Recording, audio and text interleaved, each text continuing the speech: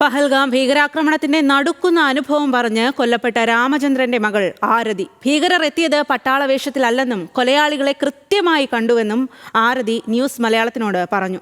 അച്ഛന്റെ ജീവൻ പോയെന്നറിഞ്ഞതോടെ കുട്ടികളുമായി പൈൻമരക്കാടുകൾക്കിടയിലൂടെ ഓടി രക്ഷപ്പെടുകയായിരുന്നു.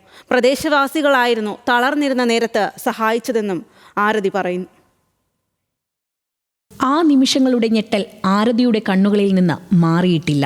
പക്ഷേ തോക്കിൻ മുനയിൽ നിന്നും കുട്ടികളുമായി ഓടി രക്ഷപ്പെട്ട മനസാന്നിധ്യം ആ സംഭവം പറയുമ്പോഴും അവർക്കുണ്ട്. അക്രമകാരികളെത്തിയത് പട്ടാള വേഷത്തിലല്ല. അവരെ കൃത്യമായി അടുത്തു കണ്ടു. തോക്കു ചൂണ്ടി എന്തോ ചോദിച്ചു. അത് തങ്ങൾക്ക് മനസ്സിലായില്ല എന്നറിഞ്ഞതോടെ പൊടുന്നനെ ഭീകരൻ അച്ഛനെ വെടിവെച്ചു.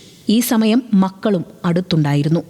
അവിടെ ഞാനും അച്ഛനും അമ്മയും എൻ്റെ 2 മക്കളും 8 വയസ്സായ 2 മക്കളും കൂടി പോയ ഒരു ട്രിപ്പായിരുന്നു.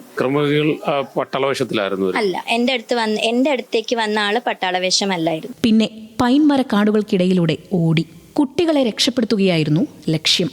അച്ഛന് ഈ വെടിയേറ്റിട്ട് ഞാനൊരു അത് കഴിഞ്ഞിട്ട് ഞാനൊരു 1 മണിക്കൂർ കൂടുതൽ ഓടി 1 മണിക്കൂർ കൂടുതൽ ഓടിയപ്പോഴാണ് ഞാൻ ആ സിറ്റിയിലേക്ക് എത്തിയത്. മക്കളെ താഴത്തേക്ക് എത്തിക്കാനായിട്ട് വലിയ പ്രയാസമായിരുന്നല്ലോ. കുഞ്ഞു മക്കളല്ലേ, പ്രയാസം. മക്കളെയും കൂട്ടി താഴെയെത്താൻ പ്രദേശവാസികളാണ് തുണയായത്. ആക്രമണത്തിൽ ഭയചകിതരായ എല്ലാവരെയും നാട്ടുകാർ അവരുടെ സ്വന്തം എന്നതുപോലെ കരുതലോടെ പെരുമാറി. അവരെ ഹെൽപ്പ് ചെയ്തത് ശരിക്കും നാട്ടിൽ നമുക്ക് എന്തെങ്കിലും പറ്റിയ നമ്മളെ വന്ന് അമ്മയും മക്കളെയും ഒക്കെ ചായ വേണോ, ഭക്ഷണം വേണോ, അവരെ ഹെൽപ്പ് ചെയ്തതിന് കയ്യും കണക്കൂല. ലോക്കൽ കശ്മീരീസ് അവരെ ഹെൽപ്പ് ചെയ്തു. അച്ഛൻ മരിച്ചത് അമ്മയെ അറിയിക്കാതിരിക്കുകയായിരുന്നു ഏറെ പ്രയാസകരമെന്നും ആരതി പറഞ്ഞു.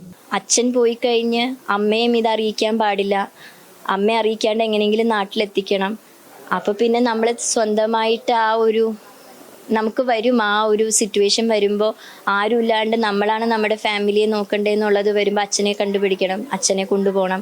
ദുബായിൽ നിന്ന് നാട്ടിലെത്തിയ മക്കൾക്കും പേരക്കുട്ടികൾക്കുമൊപ്പം അവധി ആഘോഷിക്കാൻ കഴിഞ്ഞ തിങ്കളാഴ്ച രാവിലെയാണ് രാമചന്ദ്രനും കുടുംബവും ജമ്മു കാശ്മീരിലേക്ക് വിനോദയാത്ര തിരിച്ചത്.